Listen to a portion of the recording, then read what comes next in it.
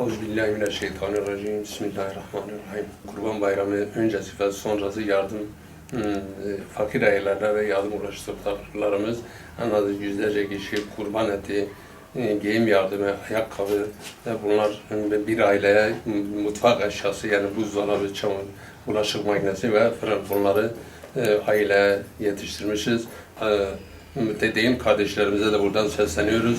Eğer kendileri yardımları uğraştırabiliyorlarsa, kendi fakir aileler çoktur, mağdur aileler çoktur. Hatta Avrupa'dan gelenler burada Elazığ'da dediler biz kendi gözümüzle görmeseydik biz böyle fakir aileleri olduğunu bilmezdik. Yani kendileri geldiler bizimle beraber dolaştık. O ailelere yardım paketi ulaştırdık ve kendileri hatta aynı şunu söylediler.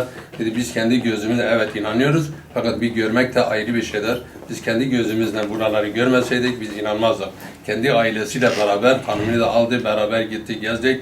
Çok da duygulandılar yani biz dedi gözümüzle görmeseydik biz böyle Elazığ'da böyle fakir aile olduklarını bilmezdik. İşte biz de bu bayramda o fakir ailelere ulaştırdık.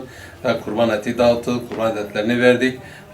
Böyle giyim yardımı, ayakkabı, gıda yardımı bunları yüzlerce aileye yetiştirdik. Yardımlarımız devam etmektedir. Şu anda bizim bu paketlerimiz, hazır ettiğimiz bu yardım paketleri bugün 25 aileye yetiştirmeye çalışacağız. Allah izin verirse inşallah yetiştireceğiz. İşte bu faaliyetimiz her ay devam etmektedir. Bize işte mütedeyyin kardeşlerimiz, durumu iyi olan kardeşlerimiz bize ulaşsınlar veyahut da kendileriyle beraber gidelim veyahut da kendileri götüremiyorlarsa bize ulaşır. Biz bu fakir aileye ulaştıralım. Bundan tek ricamız bu kardeşlerimizden budur.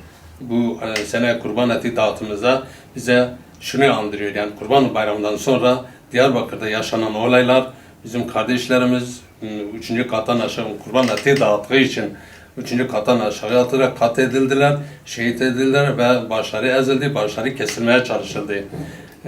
Bunu Kerbela olayı bize andırıyor. Kerbela'da Hazreti Hüseyin'in başı kesildi, İbn Ziyad tarafından Yezid'e götürüldü. Acaba Yasin kardeşimizin, Yasin Börü'nün, şehit olan Yasin Börü'nün başı kesilseydi kime götürülecekti?